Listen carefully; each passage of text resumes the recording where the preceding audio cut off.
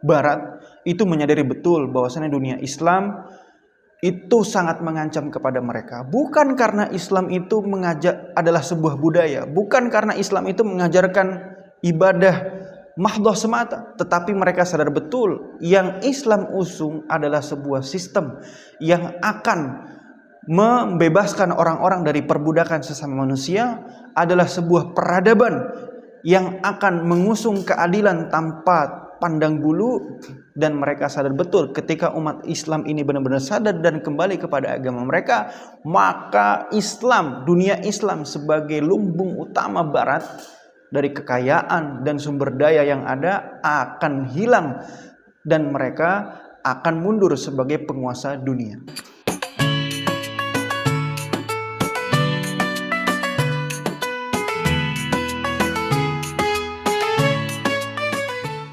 Assalamualaikum warahmatullahi wabarakatuh. Bismillah walhamdulillah wassalatu wassalamu ala rasulillah wa ala alihi wa sahbihi wa man wala. Para pemirsa sekalian yang dirahmati oleh Allah subhanahu wa ta'ala, semoga siapapun, dimanapun para pemirsa yang mendengarkan, menyaksikan video ini ditulis oleh Allah subhanahu wa ta'ala menjadi hamba-hambanya yang sukses menunaikan Ramadan, sehingga setelah Ramadan ini selesai derajat kita semua dinaikkan oleh Allah Subhanahu wa taala dan bertambah kecintaan kita kepada Allah, kepada Rasulnya dan juga kepada agama ini. Sedikit Al-Fakir ingin mengajak kita merenungi kehidupan dan realitas kaum muslimin saat ini. Mungkin muncul satu pertanyaan yang menarik. Kenapa umat Islam di abad modern saat ini ikut terseret kepada krisis global? Dan ternyata alasannya akibat diseret oleh Barat itu sendiri. Ada satu data yang mendobrak kesadaran kita, bahwasannya ada laporan yang ditulis oleh salah satu cendekiawan di Kanada bernama Yasmin Zain. Laporan tersebut itu setebal 127 halaman. Di laporan tersebut dia berhasil mengumpulkan data dan memetakan ternyata dari mana saja aliran dana. Dan ternyata aliran dana ini hanya di Kanada saja itu telah tergelontorkan sebanyak 1,5 miliar US dollar. Digunakan, disuntikkan untuk mendukung program suksesi Islamifobia. Jadi 1,5 miliar ini itu digelontorkan untuk menimbulkan keresahan, untuk orang-orang itu semakin membenci kepada Islam. Nah, maka kebencian Barat kepada Islam, permusuhan Barat kepada Islam bukanlah teori konspirasi, tapi itu adalah historis sejak lama dan itu merupakan keputusan dan pernyataan secara resmi. Bagaimana pernyataan embargo dikeluarkan secara terang-terangan, bagaimana keputusan berkaitan dengan perang kepada wilayah kaum muslimin itu dikeluarkan secara terang-terangan dan tidak sembunyi.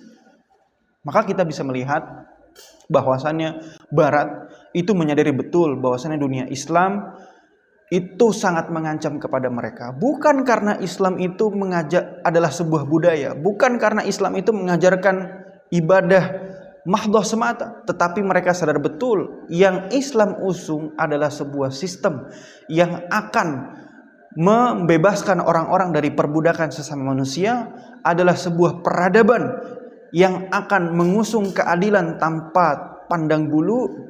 Dan mereka sadar betul ketika umat Islam ini benar-benar sadar dan kembali kepada agama mereka, maka Islam, dunia Islam sebagai lumbung utama Barat dari kekayaan dan sumber daya yang ada akan hilang dan mereka akan mundur sebagai penguasa dunia. Maka teringatlah kita dengan hadis yang sangat masyhur ya. Hadis ini berulang-ulang diingatkan di mana-mana, di khutbah, di ceramah dan segala macam.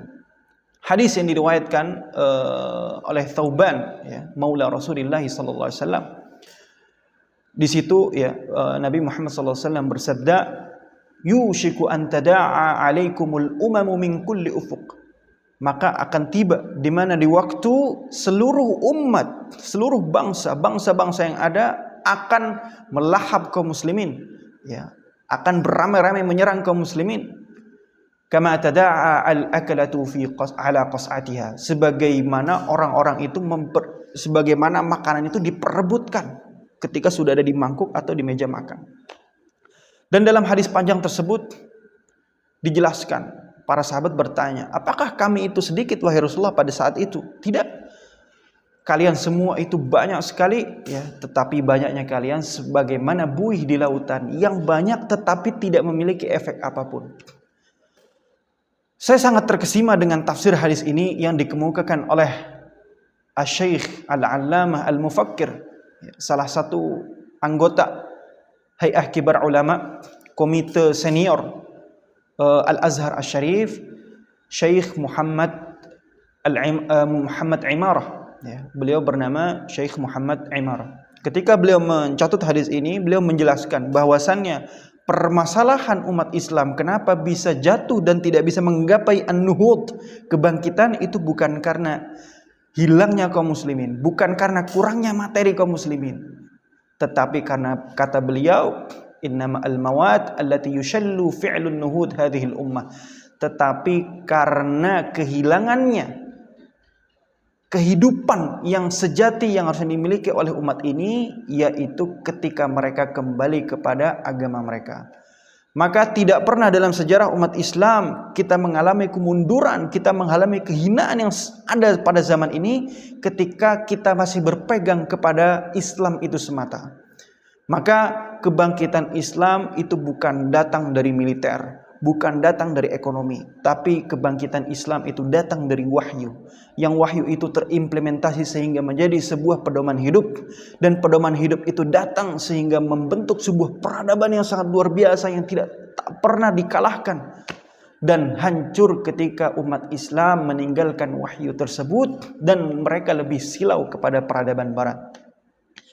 Maka para pemirsa sekalian, saudara-saudaraku yang dicintai oleh Allah SWT, tidak pernah kita kalah, dan sudah jelas alasan kita kalah adalah karena kita meninggalkan Islam. Kita lebih memilih hidup dengan materi dunia dan menganggap bahwasannya materi dunia itu adalah sumber kebangkitan kaum muslimin. Maka tidak pernah kita akan bangkit kecuali kita kembali kepada apa yang nenek moyang kita pegang, dan mereka bangkit dengan itu semua. Bagaimana Jazirah Arab itu bangkit dan menjadi sebuah kekuatan yang diperhitungkan, dan hal tersebut tidak pernah terjadi kecuali ketika Islam datang. Maka marilah kita ambil Islam ini sebagai pedoman hidup kita. Kita ambil Islam ini sebagai undang-undang kita. Kita ambil Islam ini sebagai dustur, dasar dari kehidupan kita, termasuk komunitas dan juga negara kita. Maka insya Allah, Allah akan rezekikan kepada kita semua kemuliaan dan kehidupan yang sejahtera. Yang terpenting adalah kehidupan yang barakah di bawah naungan Islam sebagai kehidupan yang dasar. Sekian dari saya. Assalamualaikum warahmatullahi wabarakatuh.